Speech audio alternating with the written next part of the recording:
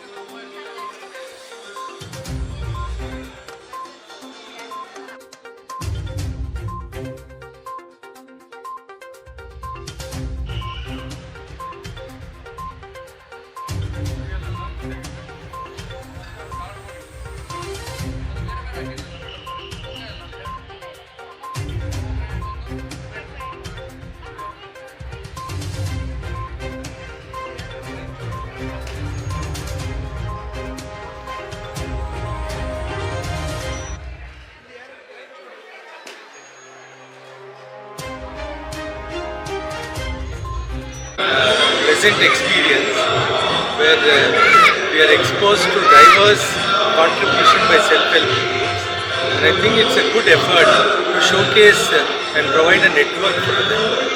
And secondly, it's also people come to know of the nature of the activities of self-help groups, and I think it will promote a kind of economic sustenance, and if the government encourages them, it can be a bridge between the rural workspace and market in urban areas.